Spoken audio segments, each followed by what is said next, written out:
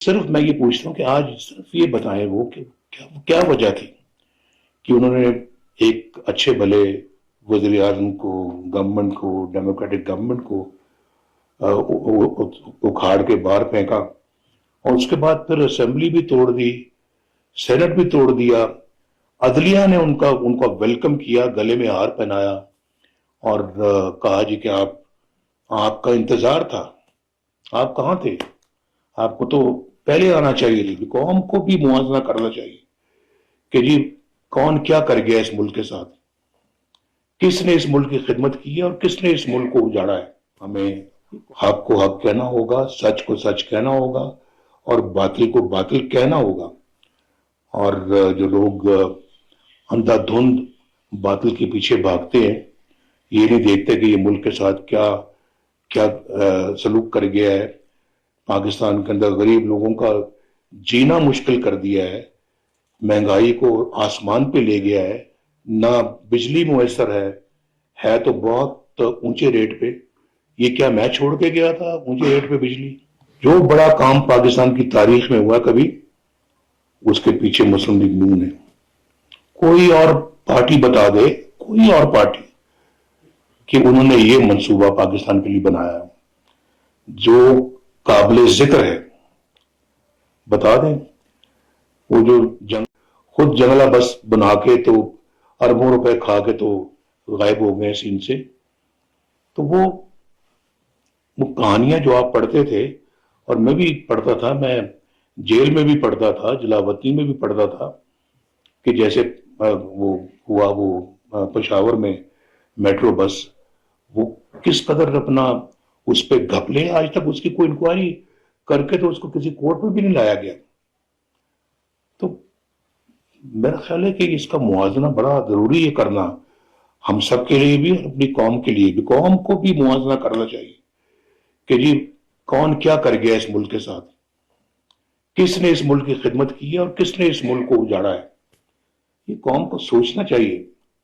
آج میں مشرف سے پوچھتا ہوں، پوچھنا تو حق ہے نا، دیکھیں باقی وہ اللہ تعالیٰ کے ہاں چلے گئے ہیں، اللہ تعالیٰ ان کے گناہ معاف فرمائے، اور کوئی مجھے ان کے خلاف کوئی اپنا نہیں ہے، اور دل کے اندر کوئی شکایت یا شکوہ یا گلہ، دنیا سے بھی چلے گا تو کیا شکوہ ہوگا۔ لیکن صرف میں یہ پوچھتا ہوں کہ آج صرف یہ بتائیں وہ کہ کیا وجہ تھی کہ انہوں نے ایک اچھے بھلے وزیر اعظم کو، گورنمنٹ کو، ڈیموکریٹک گورنمنٹ کو اکھاڑ کے باہر پھینکا، اور اس کے بعد پھر اسمبلی بھی توڑ دی، سینٹ بھی توڑ دیا، عدلیہ نے ان کا ویلکم کیا، گلے میں ہار پہنایا، اور کہا جی کہ آپ کا انتظار تھا، آپ کہاں تھے؟ آپ کو تو پہلے آنا چاہیے تھا۔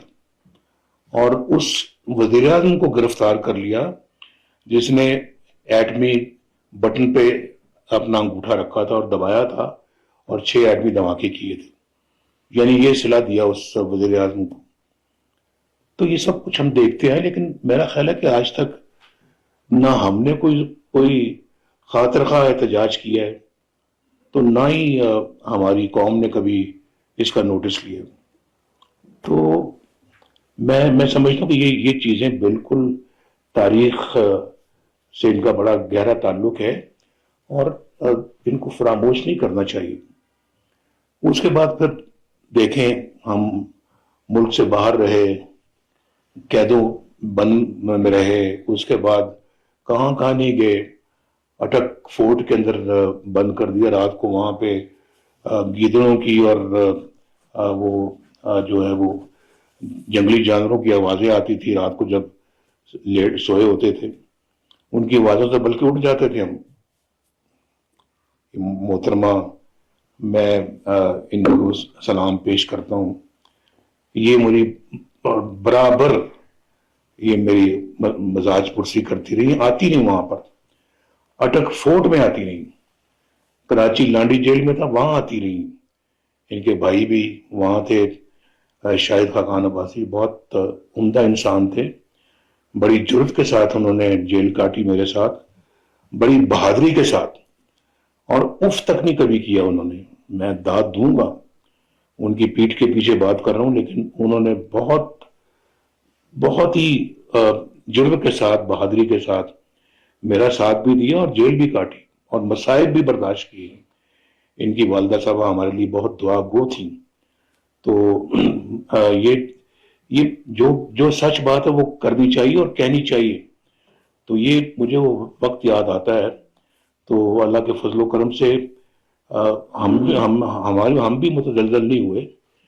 دکھ کاٹے، مصیبتیں کاٹی، اللہ تعالیٰ نے وہ وقت بھی گزار دیا.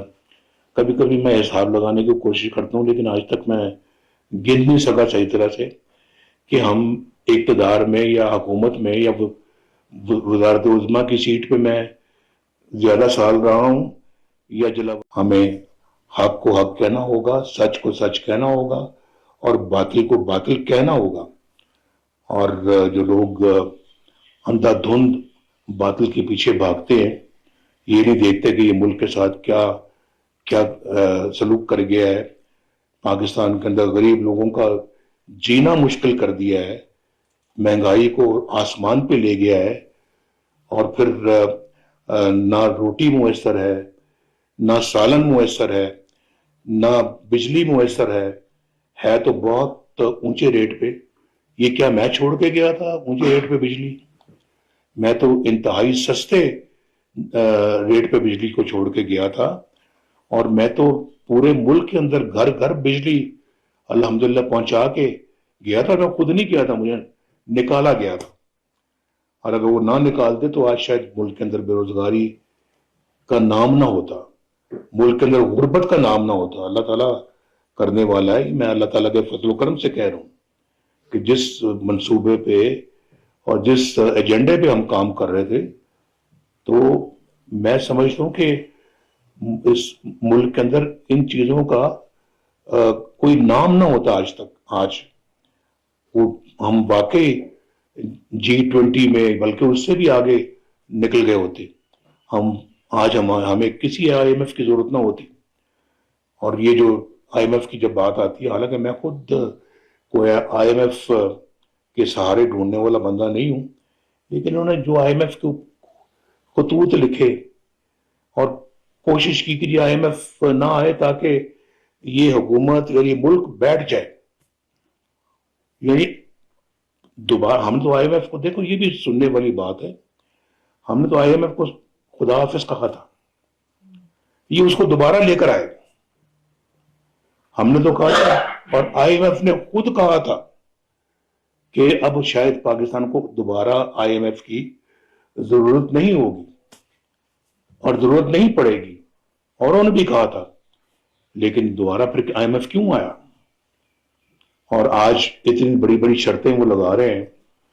وہ شرطیں مانی جائیں تو پھر غریب کے لیے مصیبتیں کیوں نہیں پیدا ہوں گی؟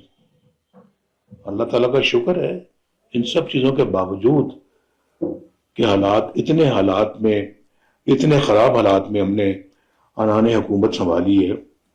تو آج ماشاءاللہ مہنگائی بھی کم ہو رہی ہے. آج ماشاءاللہ چیزوں، روز مرہ کے جو اشیاء ہیں ان کے ریٹ بھی کم ہو رہے ہیں. آج اللہ تعالیٰ کے فضل و کرم سے سٹاک مارکیٹ انپریسیڈنٹڈ لیولز پہ پھر جا رہی ہے. آج پاکستان کے اندر ایک لوگوں کے اندر کچھ تھوڑا سا سکھ کا سانس آنا شروع ہوا ہے. تو میں جس کے لیے شہباز صاحب کو بھی شاباش دوں گا. بہت بڑی محنت سے کام کر رہے ہیں اور بہت خلوص نیت سے کام کر رہے ہیں، اور بالکل انہوں نے دن رات ایک کیا ہے. میں مریم نواز شریف کو بھی شاباش دوں گا کہ بھی ماشاءاللہ دن رات محنت کر رہی ہیں. ہر جگہ اللہ تعالیٰ کے فضل و کرم سے پہنچ رہی ہیں، لوگوں سے مل رہی ہیں، گھل مل رہی ہیں. اور آٹے کی قیمت، گندم کی قیمت اور آٹے کی قیمت جو ہے وہ نہیں بڑھی، اس میں ان کا بھی بہت بڑا کردار ہے، اور شاباش کے مستحق ہے یہ.